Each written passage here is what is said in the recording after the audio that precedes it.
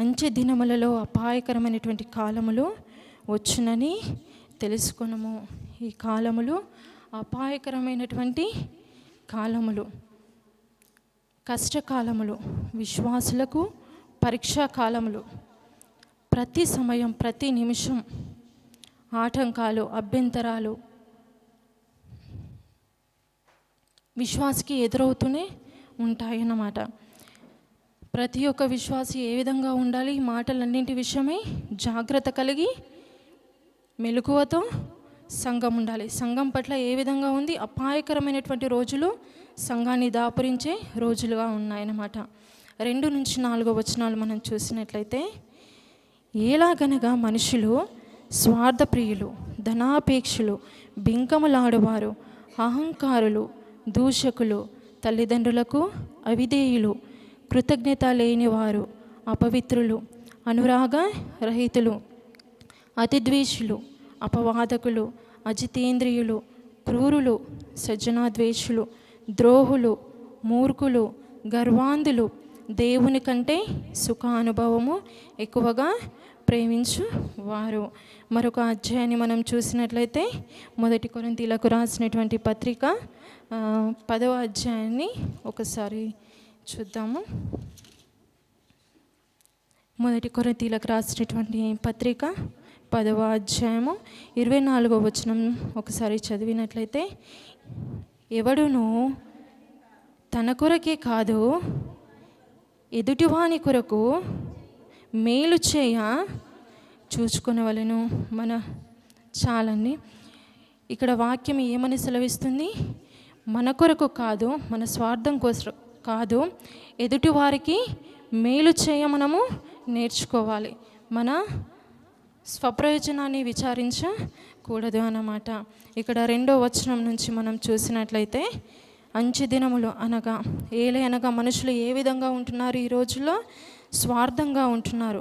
ధనాపేక్షలు ఎక్కువైపోయారు, బింకములాడు వారు ఎక్కువైపోయారు, అహంకారులు అంటే అహంకారులు, కోపం ఎక్కువ, ద్వేషం ఎక్కువ, దేవదూషణ చేసేవారు అన్నమాట.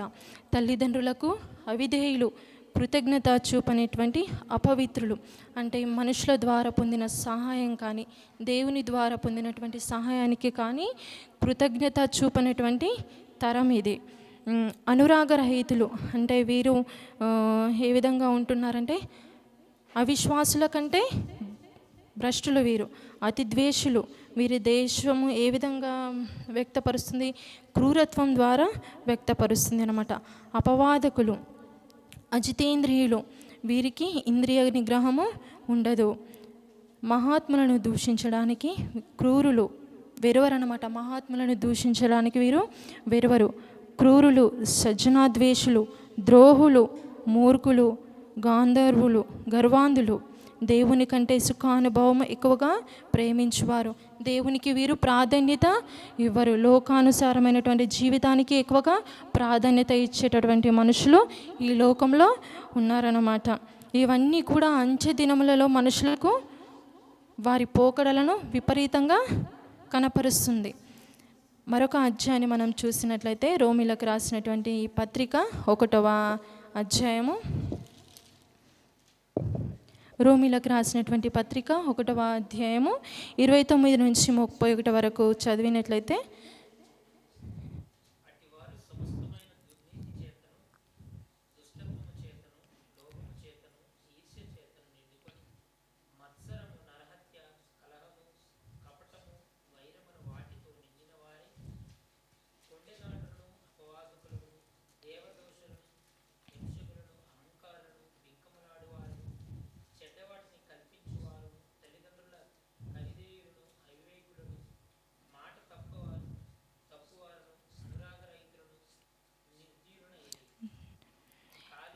చాలండి. మనం ఇప్పటి వరకు చూసినటువంటి మనుషులు మనకు రోమీలకు రాసినటువంటి పత్రిక 1వ అధ్యాయంలో కూడా ఈ విధమైనటువంటి మనుషులు ఉన్నారన్నమాట. మన సంఘం ఎటువంటి పరిస్థితిలో ఉంది? కఠినమైనటువంటి పరిస్థితుల్లో ఉంది. మన సంఘము మన సంఘం అంటే సంఘం, ప్రతి ఒక్క సంఘం కఠినమైన పరిస్థితులను ఎదుర్కోవాల్సినటువంటి రోజులు ఇవి. అంచె దినములు అనగా అనే మాటలకు కొన్ని సాంకేతికమైన భావాలు ఉన్నాయన్నమాట. క్రొత్త నిబంధనలో పదే పదే మనకు ఒక మాటను గుర్తు చేస్తూ ఉంటుంది. కడవరి దినములు అంటే సంగమునకు చివరి రోజులు. సంఘము ఎత్తబడక ముందు ఇవి చివరి రోజులు సంఘానికి. పాత నిబంధనలు చూసినట్లయితే ఇశ్రాయేలీయుల జాతిని ఉద్దేశించి చెప్పబడినటువంటి కడవరి దినములు. సందర్భం వేరు, కానీ పాత నిబంధనలో పేర్కొనబడినటువంటి అంచె దినములు కడవరి దినములు అనగా అంచె దినములకు యుగ సమాప్తి రోజులు ఇవి చాలా శ్రమల కాల రోజులు. సంఘము ఎత్తబడక ముందు అనగా సంఘమునకు కడవరి రోజులు అంటే సంఘము ఎత్తబడక ముందు రోజులు సంఘానికి ఉన్నాయన్నమాట. ఇవి ఆరంభం అంటే పౌలు కాలంలో ఆరంభమైనటువంటి విశ్వాసం అనేది, విశ్వాస భ్రష్టిత్వము ఇంకా కొనసాగుతూనే ఉంటుంది. మరొక అధ్యాయాన్ని మనం చూసినట్లయితే అపోస్తుల కార్యములు 20వ అధ్యాయము. అపోస్తుల కార్యములు 20వ అధ్యాయము 29-30 వచనాలు చదివినట్లయితే, నేను వెళ్ళిపోయిన తర్వాత క్రూరమైన తోడేలు మీలో ప్రవేశించునని నాకు తెలియను. వారు మందను కనికరింపరు మరియు శిష్యులను తమ వెంట ఈడ్చుకుని పోవలెనని వంకర మాటలు పలుకు మనుష్యులు మీలోనే బయలుదేరుదురు. ఇక్కడ ఏ విధంగా సెలవిస్తుందండి? వారు మనకు వంకరగా జీవించేవారు అంటే మనలను ద్వేషించేవారు, మన పట్ల వారికి కనికరము ఉండదు. వారు పంచిపెట్టేది, వారు బోధించేది దేవుని వాక్యము కాదు. దేవునికి విరుద్ధమైనటువంటి మాటలు, వారి సిద్ధాంతాలు, వారి రాద్ధాంతాలు వాళ్ళు ప్రకటిస్తున్నారన్నమాట. ఇక్కడ ఏంటి? సంఘమును అక్రమంగా హింసిస్తున్నారు. దేవుని బిడ్డలు అంటే వారికి బొత్తిగా కనికరం ఉండదు. దేవుని బిడ్డలు అంటే వారికి ఇష్టం ఉండదు. అంచె దినములు అనగా దేవునికి అపాయకరమైనటువంటి రోజులు దాపరిస్తుంటున్నాయి. ఈ సంఘము ఏ విధంగా ఉండాలి? జ్ఞానముతో, మెలకువతో సంఘము ఉండాలి. ఈ అంచె దినములలో అపాయకరమైనటువంటి కాలములు ఎలా ఉంటాయి, మనుషులు ఏ విధంగా ఉంటున్నారు అని పౌలు తిమోతికి తెలియజేస్తున్నాడు. ఇక్కడ 19 రకాల మనుషులను మన ముందు ఉంచాడనమాట. మనము 2-4 వరకు చూసాం కదా. ఇక్కడ 19 రకాల మనుషులను మనము చూస్తూ ఉంటున్నాము. ఈ రోజుల్లో ఉన్నటువంటి మనుషులకు, స్థితిగతులకు ఈ వాక్యము ఏ విధంగా చెప్తుంది? ఒక అద్దం పెట్టినట్టుగా వారికి బోధిస్తూ ఉంటుంది అన్నమాట. ఈ తరము వికృతమైనటువంటి తరం. మన సంఘ పరిస్థితులను మనం పరిశీలించినట్లయితే సంఘానికి అపాయకరమైనటువంటి రోజులు కనిపిస్తున్నాయి. అపాయకరమైనటువంటి రోజులు మారబోతున్నాయి. అంటే ఇది నిజం కదా. అపోస్తలుడైన పౌలు తన విశ్లేషణాత్మకమైనటువంటి వివరణ కొంచెం మనం పరిశీలించినట్లయితే 19 రకాల మనుషులను మన ముందు ఉంచాడు కదా. కొందరు ఏ విధంగా ఉన్నారంటే తమ కొరకు తామే ఆలోచించే వారిగా ఉన్నారు. ధనాపేక్ష సమస్త కీడులకు మూలం. డబ్బు ఉంది అంటే చాలు ప్రతి ఒక్కటి మొదలైపోతుంది కదండి. ధనాపేక్ష కొందరిని తినేస్తుంది. ధనాపేక్ష కొందరికి ఎక్కువ, ధనం సంపాదించడంలో వారి ఆసక్తి ఎక్కువ అన్నమాట. ధనం సంపాదించడంలో చూపించేటువంటి ఆసక్తి వాళ్ళు ఖర్చు చేసే విధానం వారికి తెలియదు. వారు ధనం ఏ విధంగా ఖర్చు పెడతారంటే వాళ్ళ సొంత పనులకు, అంటే వాళ్ళ పరిచర్యలకు, అంటే వాళ్ళ సమాచారాలకు వారు డబ్బును ఖర్చు పెడతారు. కానీ దేవుని పని నిమిత్తము కానీ మనుషుల సహాయం చేసే విధానానికి కానీ వారు కృతజ్ఞత చూపరు.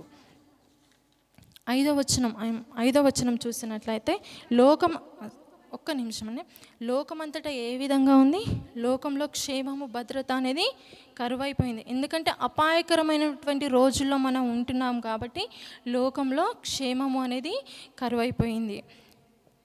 ఇక్కడ 5వ వచనం ఒక్కసారి చదవండి. పైకి భక్తి గల వారి వలె నుండి దాని శక్తిని ఆశ్రయించుని వారునై ఉందురు. ఇట్టి వారికి విముఖుడమై ఉందుము. ఇంకో వాక్యం నేను చెప్తాను. దుష్ట సాంగత్యము మంచి నడవడికను చెరుపును. ఇక్కడ ఇది మనము గమనించాల్సిందే. ఏంటంటే మనం పైకి భక్తిపరులా కనిపిస్తున్నాము, కానీ మనలో ఎటువంటి ఆత్మీయత లేదు. మనం ఎన్నో సంవత్సరాల నుంచి వాక్యం వింటున్నాం, ఎన్నో సంవత్సరాల నుంచి బైబిల్ చదువుతున్నాం, ఎన్నో సంవత్సరాల నుంచి ప్రార్థిస్తున్నాం, కానీ మనలో ఏమి లేదు, మార్పు అనేది లేదు. ఎందుకు? పై భక్తి మనలో ఉన్నందువలన, పాపం హెచ్చుగా ఉన్నందువలన పై భక్తి పరులాగా మనము జీవిస్తున్నాం అన్నమాట. ఒక చిన్న ఎగ్జాంపుల్ ఏంటి అంటే, ప్రార్థించేవారు పాపం చేయలేరు, పాపం చేసేవారు ప్రార్థించలేరు. ఈ వాక్యము మనము దీనికి విరుద్ధంగా మనం ఉండాలి. ప్రార్థించేవారిగా, దేవునికి విశ్వాసంగా, దేవునికి నమ్మకంగా జీవించే బిడ్డలుగా మనము ముందుకు కొనసాగాలి. 6-7 చదవండి ఒకసారి. పాపభరితులై నానా విధములైన దురాశల చేత నడిపించబడుతున్నారు. ఈ విధమైనటువంటి స్థితిలో మనము ఉన్నట్లయితే, దేవుణ్ణి నానా విధములైన దురాశల చేత నడిపించబడుచున్నారు. ఇలాంటి స్థితిలో మనము ఉన్నట్టయితే దేవుని వేడుకొని పశ్చాత్తాపం పొందిన వారముగా మనము ఉండాలి. దేవుని సహాయము కోరాలి. దేవా, నన్ను క్షమించు, నాకు సహాయము చేయు అని మనము దేవుణ్ణి క్షమాపణ కోరాలి. ఇవన్నీ కూడా కడవరి దినములకు సూచనలు అన్నమాట. అంతకుముందు మనము దేవుని ఇంటిలో ఉన్నటువంటి పాత్రలను మనము విన్నాము. కొన్ని ఘనమైన పాత్రలుగాను, పాత్రలుగాను మనము విన్నాము. హుమైనే ఫిలేతు ఘనహీనమైనటువంటి పాత్రలు. అయితే ఈ స్థితి భవిష్యత్తులో కొనసాగుతుంది అని పౌలు తిమోతికి ప్రవచన రీతిగా చెప్పాడనమాట. ఈ అంత్యకాలంలో చెలరేగే రోజులు ఏ విధంగా ఉన్నాయి? వీటిని 6 వర్గాలుగా విభజించారు. ఒకటి స్వార్థం. పాపములకు మూలం స్వార్థం. స్వార్థం ప్రేమను చల్లారుస్తుంది. ధనాపేక్ష అంటే అది కూడా స్వార్థమే. ధనం వచ్చేసిందంటే అది ఒక తల్లి లాంటిది ధనం, అంతే కదా అండి. అతిశయం. రెండవది అతిశయం, గర్వం, ఇతరులను చిన్న చూపు చూస్తుంది. మూడవది మానవ సంబంధాలను లెక్క చేయని వైఖరి. 4 మంచిని గుర్తించలేని అధమస్థితి. 5 పొగడ్తలకు ఉప్పొంగిపోయే మనస్తత్వం. 6 సుఖభోగాలపై ఎక్కువ ఆసక్తి, లోక స్నేహం ఎక్కువ, దేవునితో వైఖరి తెచ్చుకునే, విరోధం తెచ్చుకునే తెలివి తక్కువ తనం. ఇవన్నీ ఉంటే దేవునికి విరుద్ధంగా జీవించినట్లట కదండి, దేవునికి మనము దూరంగా జీవించినట్లే. 8వ వచనం 8వ వచనం ఒక్కసారి చదువుతున్నాం. యన్నెయంబ్రె అను వారు మోషేను ఎదిరించినట్టు వీరును చెడిన మనసు కలిగి విశ్వాస విషయంలో భ్రష్టులై సత్యమును ఎదిరింతురు. చాలు చాలు. ఐగుప్తుపై తెగులు వచ్చినప్పుడు మోషే అద్భుతాలు చేశాడు.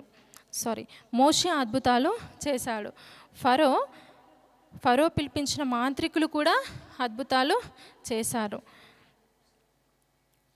ఫరో పిలిపించినటువంటి మాంత్రికులలో వీరు పేర్లు ఉన్నవి. ఎవరు?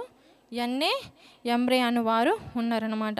వీరు పేర్లు మనకు తెలియదు, కానీ పౌలు చెప్పబట్టే కానీ వీరి పేర్లు మనకు తెలుసు. వీరి పేర్లు తెలుసుకోవడం వలన మనం తెలుసుకోవాల్సింది ఇక్కడ ఏమీ లేదు, కానీ దేవుని ఆత్మ పౌలు దేవుని ఆత్మ బయలుపరిచినందువలన వీరి పేర్లు పౌలు బయలుపరిచాడు అనమాట. వీరి పేర్లు చెప్పడం వలన చరిత్రాత్మకమైనటువంటి వాస్తవము ధృవపడింది. ఫరో మాంత్రికులు మోషేను ఎదిరించారు, కానీ మోషేను ఎదిరించిన వారు ఇక్కడ నిలవలేకపోయారు. సైతానుకు అతీత శక్తులు ఉన్నాయి. ఇటు అతీత శక్తుల ద్వారానే యన్నెయంబ్రె అను వారు అద్భుతాలు చేశారు.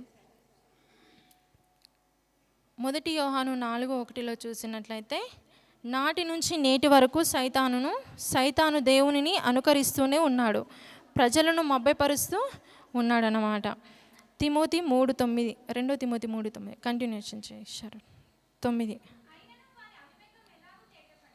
అయినను వారి అవివేకం మేలాగు తేటపడును, అలాగే వీరిది కూడా అందరికీ తేటపడును, గనుక వీరు ఇక ముందుకు సాగరు. యన్నెయంబ్రె అను వారు మోషే ఎదుట వారి అవివేకం ఏ విధంగా తేటపడిందో, మనుషుల యొక్క పాపపు స్వభావం కూడా దేవుని ఎదుట తేటపరచబడింది. 10వ వచనం చదువు. అయితే నీవు నా బోధను, నా ప్రవర్తనను, నా ఉద్దేశమును, నా విశ్వాసమును, నా దీర్ఘశాంతమును, నా ప్రేమను, నా ఓర్పును అంతియొకయ, ఇకోనియా, లూస్ట్రా అను పట్టణములలో నాకు కలిగినట్టి హింసలను, ఉపద్రవములను తెలుసుకొనిన వాడవై నన్ను వెంబడించితివి. అట్టి హింసలను సహించితివి కానీ వాటన్నింటిలో నుండి ప్రభువు నన్ను తప్పించెను. తిమోతిని పౌలు బహు సన్నిహితంగా ఎరిగినవాడు. పౌలు జీవితం ఎలాంటిదండి? ఒక తెరిచిన పుస్తకము లాంటిదన్నమాట. మన జీవితం కూడా ఈ విధంగా ఉండాలని దేవుడు ఆశపడుచున్నాడు. పౌలు ఎన్నో శ్రమలు అనుభవించాడు, ఎన్నో కష్టాలు పడ్డాడు, ఎన్నో ప్రయాణాలు చేశాడు. లుస్త్రాలో పౌలును రాళ్లతో కొట్టి చంపారు. దేవుడు పౌలును రక్షించాడనమాట. తిమోతి అతని కుటుంబం లుస్త్రా ప్రాంతంలో ఉన్నందువలన తిమోతికి పౌలుకు పరిచయము ఏర్పడింది. 12వ వచనం షారోన్. ఓకే. క్రీస్తు యేసునందు సద్భక్తితో బ్రతుకను ఉద్దేశించి వారందరూ హింస పొందుదురు. ఇక్కడ ఏం సెలవిస్తుందండి? క్రీస్తు యేసునందు సద్భక్తితో బ్రతుకను ఉద్దేశించి వారు హింస పొందుదురు. నేను దేవుని బిడ్డను అంటే చాలు, నేను క్రైస్తవుని అంటే చాలు, హింసలు, నిందలు మనము పొందాల్సిందే. ఆత్మలను రక్షించే సేవకులకు ఈ లోకంలో విలువ లేదు. ఆత్మలను రక్షించే సేవలకు ఈ లోకంలో విలువ లేదు.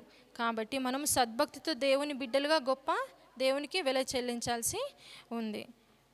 13వ వచనం శరణ్. అయితే దుర్జనులను, వంచకులను, ఇతరులను మోసపరచుచు తమను మోసపోవచ్చు అంతకందకు చెడిపోదురు. ఇది ఎప్పుడండి? తమ మోసపోయారు, ఇతరులను మోసపరిచారు. ఎప్పుడు? సంఘము ఎత్తబడక ముందు లోక పరిస్థితులు ఇంత అధ్వానంగా ఉన్నాయి. సంఘము ఎత్తబడక ముందు అంటే క్రీస్తు రాకముందు తమ మోసపోయారు, ఇతరులను మోసపరిచారు. 14-15 వచనం. క్రీస్తు యేసునందు ఉంచవలసిన విశ్వాసము ద్వారా రక్షణార్థమైన జ్ఞానము నీకు కలిగించుటకు శక్తిగల పరిశుద్ధ లేఖనములను బాల్యము నుండి నీవెరుగుదువు గనుక నీవు నేర్చుకొని రూఢి అని తెలుసుకొన్నవి ఎవరి వలన నేర్చుకుంటేవో ఆ సంగతి తెలుసుకొని వాటి యందు నిలకడగా ఉండుము. మనం ఎవరి ద్వారా రక్షణ పొందినమండి? యేసుక్రీస్తు ద్వారా రక్షణ పొందినము. మన కోసం ఏం చేశాడు దేవుడు? మన కోసము తన ప్రాణాన్ని అర్పించాడు. తద్వారా మనము ఏ విధంగా మరణం నుండి జీవమునకు అర్హులుగా చేశాడు. తద్వారా మనం ఏం చేయాలి? దేవునికి కృతజ్ఞతగా జీవించాలి. మన జీవితము దేవునికి ఇష్టానుసారంగా మనము జీవించాలి. ఎడతెగక ప్రార్థన చేయాలి. దేవునిపై ఆధారపడి మనము జీవించాలి. దేవుని వాక్యము ఏ విధంగా ఉంది? సజీవమైనది, శక్తి కలిగినది. లాస్ట్ 16-17. దైవజనులు సన్నద్ధుడై ప్రతి సత్కార్యమునకు పూర్ణముగా సిద్ధపడి ఉండునట్లు దైవావేశము వలన కలిగిన ప్రతి లేఖనము ఉపదేశించుటకును ఖండించుటకును తప్పుదిద్దుటకును నీతియందు శిక్ష చేయుటకు ప్రయోజనకరమై ఉన్నది. ప్రతి ఒక్క దైవావేశము అంటే ప్రతి ఒక్క లేఖనము ఏ విధంగా వ్రాయబడింది? ఆది కాండము నుంచి ప్రకటన గ్రంథం వరకు దైవావేశము వలన కలిగినది. లేఖనమంతా కూడా దైవావేశం వలన వ్రాయబడినది. దేవుని లేఖనము అనగా వాక్యము ఉపదేశించడానికి ప్రయోజనకరమై ఉన్నది, చెప్పడానికి ప్రయోజనకరమై ఉన్నది. అంతటా ఈ లేఖనము అంతటా అన్ని వేళలా బోధించబడుతుంది. వాక్యం మనల్ని ఖండించడానికి, సరిదిద్దడానికి, మన తప్పులను దిద్దడానికి, మనల్ని సరిచేయడానికి ఈ వాక్యము ప్రయోజనకరముగా ఉన్నది. దేవుని వాక్యము మనిషిని, మన మనస్సాక్షిని ఒప్పందపరుస్తుంది. మనం ఎవరితోనైనా మనం దేంతో ఒప్పుకోకపోతే దేవుడు మనల్ని దేవుని వాక్యం ద్వారా మనల్ని ఒప్పందపరుస్తాడు. దేవుని వాక్యం అంతటా ఒకటే. అదే మన అక్కరలన్నీ, మన అవసరతలన్నీ, మన బాధలన్నీ తీర్చగలిగేది దేవుని వాక్యం అన్నమాట. పౌలు మాట్లాడినటువంటి మాటలన్నింటిలో నేను యేసుక్రీస్తును పోలి నడుచుకొనుచున్నాను, మీరు నన్ను పోలి నడుచుకొనుడి అని పౌలు భక్తుడు మనకు తెలియజేయుచున్నాడు. మన ప్రభువైన యేసుక్రీస్తు ద్వారా మనం నేర్చుకున్నటువంటి మాటలు, నా బోధను, నా ఉద్దేశమును, నా విశ్వాసమును, నా దీర్ఘశాంతమును, నా ప్రేమను, నా ఓర్పును, వీటి అన్నింటినీ కొనసాగించడానికి దేవుని యొక్క కృప మనకు అనుగ్రహించును గాక. ఈ చిన్న కొద్ది వాక్యం దేవుడు దీవించి ఆశీర్వదించును గాక. ఆమేన్.